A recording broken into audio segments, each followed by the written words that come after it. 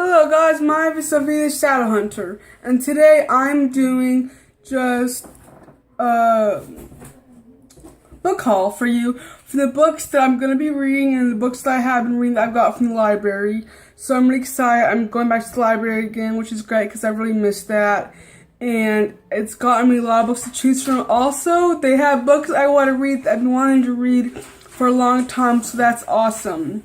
I don't know about you guys, but I love going to the library. That's where I read most of my books for the good portion of my life.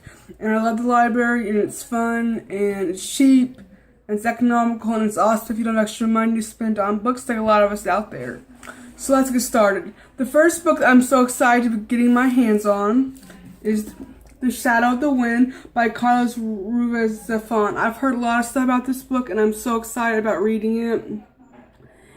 It says Barcelona, 1945, a city slowly heals from its war wounds, and Daniel, an antiquarian book dealer's son who murmurs the loss of his mother, finds solace in a mysterious book entitled The Shadow of the Wind by one Juliana Carax. But when he sets out to find the author's other works, he makes a shocking discovery.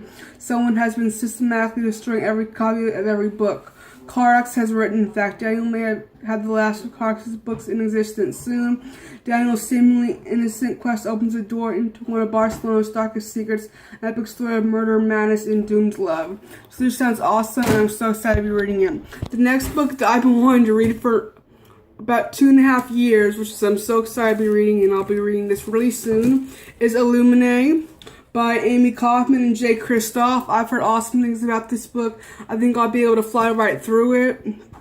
So let's see what this is about some more. It says the year is 2575, and two rival mega corporations are at war over a planet that's a little more than ice-covered speck at the edge of the universe. Too bad nobody thought to warn people living on it.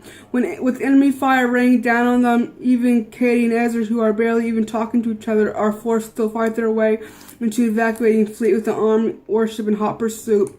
But the warship is at least of their problems. A deadly blank has broken out, and it's mutating with terrifying results. The fleet's owl, which should be protecting them, may actually be their enemy, and nobody's in charge will say what the blank is going on. As Katie hacks into a tangled web of data to find the truth, it's clear only one person can help her bring it all to light: the ex-boyfriend she swore she'd never speak to again. This sounds awesome. Awesome mystery, sci-fi thrillingness. I'm really excited about reading this. I know this is, I think, a trilogy, and I think all the books are out. The third one's going to be coming out soon, so I'm really excited to be reading this, and I'll do a review on this book. Next books I got, which I have not hauled yet, so I'm excited to be hauling it, is called Once by Morris Giltzman. Everybody deserves to have something good in their life at least once. I first saw this book on Amazon. I was going to purchase it, and I saw it in my library had. I was ecstatic. Sadly, they only had the first one, so I don't know how I'm going to get my hands on the other two if I have to go off the bottom because they're super cheap. So let's see what this book's about. It says, once I escaped from orphanage to find mom and dad. Once I saved a girl called Zella from a burning house. Once I made a nasty with a toothache laugh.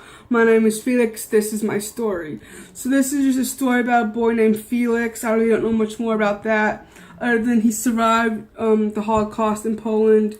And I just think the idea of it is awesome. That everyone deserves to at least have something good in their lives once, which is a huge thing to think about during the war and during the Holocaust, because a lot of things went wrong in their lives, you know, and at the end of it, if people survive, they try to rebuild their lives as best as they could, and sometimes people couldn't because there's so much rubble and loss they had lost, and it was really difficult to see good in things, but I think this book will be a great eye-opener.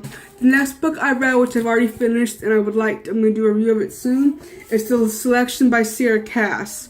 I've been wanting to read this book for a very long time. I loved it. I gave it a 5 out of 5 stars. This is about a girl in selection, and her name is America, and she does not want to join the selection.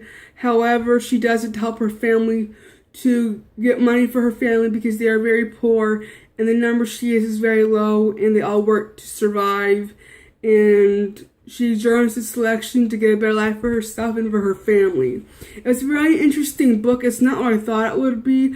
I liked it because it's very dystopian.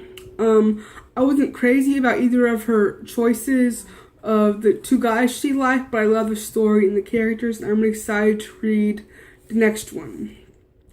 So, I hope you guys like this video. I'm sorry it's been so long. I just got moved. This is the first video in my new house. I hope you like it. And I'll see you guys next time with another one. Goodbye.